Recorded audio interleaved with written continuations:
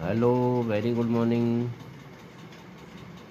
Last video में हम class 8 English book में 7th चैप्टर पढ़ रहे थे, ए विजिट टू कैम्ब्रिज। हम पढ़ रहे थे कि जो जनरल पीपल होते हैं, सामान्य लोग होते हैं, वो अपंग लोगों पर किस प्रकार की अपनी अपनी प्रतिक्रियाएं देते हैं। आज इस वीडियो में पेज नंबर 98 पर थर्ड पैराग्राफ स्टार्ट करते हैं। A first glimpse of him is shocking because he is like a still photograph, as if all those pictures of him in magazines and newspapers have turned three dimensional. Then you see the head twisted sideways into a slump, the torso shrunk inside the pale blue shirt, the wasted legs. You look at his eyes, which can speak still, and they are saying something huge and urgent. It is hard to tell what you are shaken because you have seen something you never thought could be seen. Means उनकी जो पहली झलक है वो बड़ी shocking है, means भयावह है, क्योंकि वे एक स्थिर फोटो के समान है। मानो पत्रिकाओं और समाचार पत्रों में उनके वे सभी फोटो त्रिआयामी में चेंज हो गए हो। फिर आप उनके सिर को मुड़कर एक ओर लटके हुए देखते हो। जो उनका धड़ है वो हल्के नीले रंग की कमीज में सिकड़ा हुआ है और जो टांगें वो बहुत दुबली हो गई हैं। आप उनकी आँखों को देख सकते हो जो बोलती है, स्थिर है और कोई बड़ी एवं ज़रूरी बात बता रही हो। यह कहना कठिन है, it is hard to tell. यह कहना कठिन है कि क्या, लेकिन आप हिल जाते हैं क्योंकि आपने ऐसी चीज़ें देख ली है। आपके जो जिसे देख पाने के लिए आपको कभी आपने कोई आशा ही नहीं की थी। Before you like a lantern whose walls are worn so thin, you glimpse only the light inside, is the incandescence of a man. The body, almost irrelevant, exists only like a case made of shadows, so that I know believer internal souls know that this is what each of us is. Everything else and necessary. What do you think is the best thing about being disabled? I had asked him earlier. तो जैसे ही आपके सामने एक आदमी का आंतरिक प्रकाश है, एक लाल टेन के समान, जिसकी दीवारें घिसकर इतनी पतली हो गई है कि आप अंदर की रोशनी की झलक को ले लेते हो। शरीर जो लगभग असंबद्ध है, वह जैसे छायाओं की एक पेटी के समान उपस्थित है, ताकि मैं अनंत आत्मा में अविनाशी अविश्वासी जान जाऊं कि इस हम में से प्रत्येक की यही स्थिति है। से सभी चीज़ें अनावश्यक साज सज्जा की लगती है। आपके विचार से विकलांग होने के बारे में सबसे अच्छी बात क्या है? मैंने उससे पहले ही पूछा था। I don't think there is anything good about being disabled. I think I said you to discover how much kindness there is in the world. Yes, he said it was a disadvantage of his voice synthesizer that it could convey no inflection, no shades or tone, and I could not tell how enthusiastically he agreed with me. और सबसे अच्छी बात यह है कि मैं नहीं सोचता कि विकलांग होने में कुछ भी अच्छा ही है। मैं सोचता हूँ, मैं बोला आपको यह तो पता चलता है कि संसार में कितनी अधिक दयालुता है।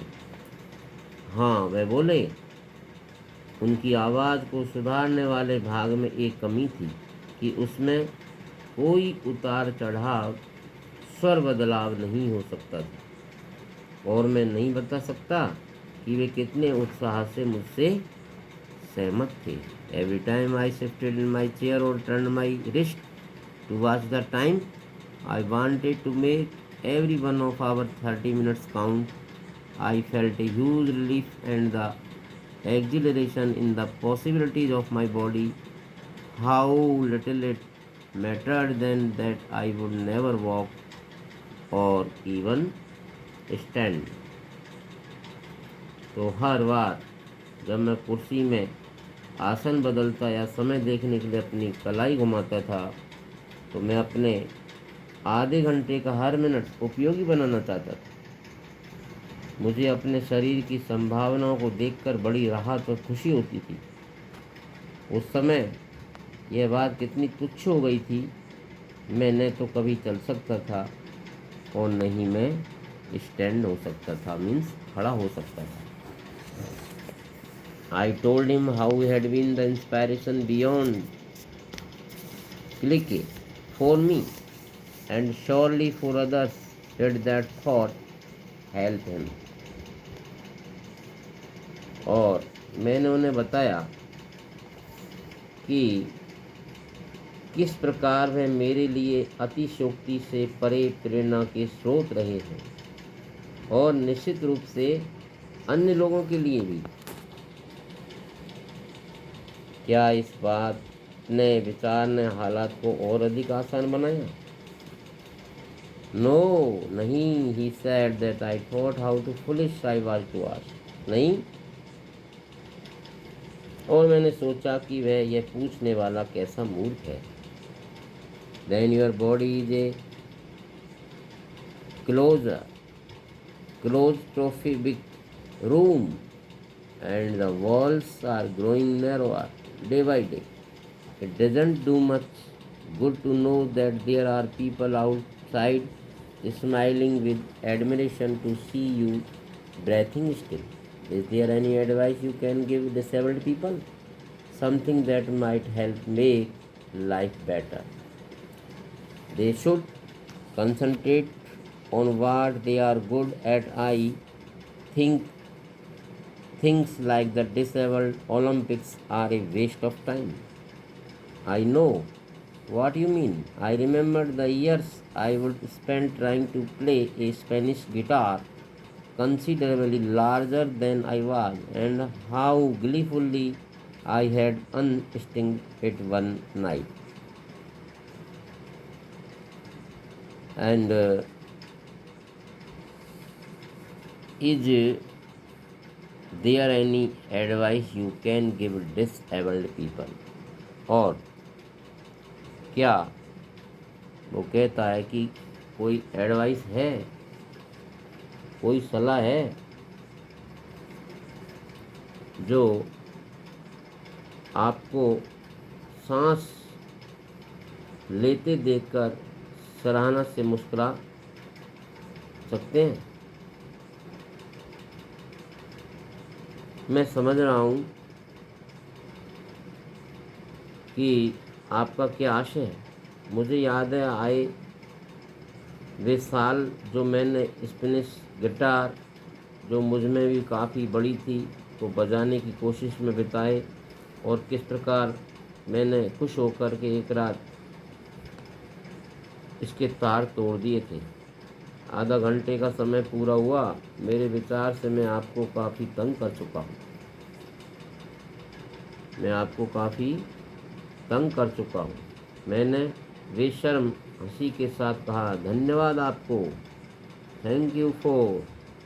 तो वो कहता है, stay, I waited, I have some tea. रुको, मैंने इंतज़ार किया, कुछ चाय लीजिए। I can show you the garden, मैं आपको बगीचा दिखा सकता हूँ। The garden was as big as a park but Stephen hiking covered every inch, rumbling along in his motorized wheelchair while I dodged to keep out of the way. We couldn't talk very much. The sun made him silent, the letters on his screen disappearing in the glare. An hour later, we were ready to leave. I didn't know what to do. I could not kiss him or cry. I touched his shoulder and wheeled out into the summer evening. I looked back and I knew he was waving, though he wasn't watching him. An embodiment of my bravest self, the one I was moving towards, the one I had lived in for so many years alone. I knew that my journey was over for now. और जैसे उसने कहा कि मैं आपको बगीचा दिखा सकता हूँ, तो बगीचा किसी पार्क जितना बड़ा था, किंतु स्टीफन हॉकिंग ने प्रत्येक इंच जगह घास से ढक रखी थी। अपनी जो मोटर युक्त पहिया गाड़ी में धीमी किंतु लगातार आवाज़ के साथ वे चले और मैं मार्ग से अलग रहने के लिए रुका। हम बहुत अधिक बातें नहीं कर सके। सूर्य ने मौन कर दिया था। चमक के कारण उनके पर्दे पर अक्षर गायब हो रहे थे। 1 घंटे बाद हम विदा होने के लिए तैयार थे। मैं नहीं जानता था कि अब मैं क्या करूं। मैं उन्हें चूम नहीं सकता था या रो भी नहीं सकता था। मैंने उनका कंधा छुआ और उस ग्रीष्म ऋतु की शाम को अपनी पहिएदार कुर्सी पर बाहर आ गया। मैंने पीछे मुड़कर देखा और समझ गया कि वो हाथ हिला रहे थे, यद्यपि वह नहीं हिला रहे थे। अत्यंत साहस का एक साकार रूप जिसकी ओर से मैं बढ़ रहा था, वह जिसमें मैंने अकेले वर्षों तक विश्वास किया और अकेला उन्हें देख कर के मैं जानता था, I knew that my journey was over, जानता था कि अब मेरी यात्रा खत्म हो गई थी। फॉर नाउ, अब के लिए। Firdaus Ganga from heavens of wheels. यार ये चैप्टर आपका कंप्लीट होता है और इसके क्वेश्चन आंसर आपको करने हैं। Comprehension check, which is the right sentence. Cambridge was my metaphor for England to the writer। इसमें आपको मैच करना है। क्या जो कैम्ब्रिज था यहाँ पर मेटाफोर राइटर के लिए क्या है? Cambridge was a reputed university of England. England was famous for Cambridge. Cambridge was the real England. Cambridge was the real England। इस प्रकार आपको ये चॉइस वाले क्वेश्चन राइट वाले देखना है, फर्स्ट, सेकंड, थर्ड, फोर्थ में। इन क्वेश्चनों के आपको आंसर एनसीईआरटी सॉल्यूशंस पर मिल जाएंगे। क्वेश्चन 11 तक आपको ये करने हैं। इधर 11 में complete the following sentence taking their appropriate parts from both boxes below. There was his assistant on the line. इसमें से आपको फाइंड करके ये करने हैं और इस प्रकार इनमें आपको इस बॉक्स में से ये ब्लैंक स्पेस जो है उनको फिलअप करना है।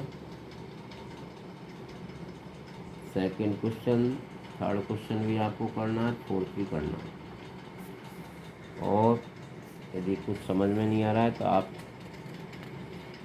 मेरे से कांटेक्ट कर सकते हैं। नेक्स्ट वीडियो में हम आगे नेक्स्ट चैप्टर पढ़ेंगे। Thank you, good morning once again.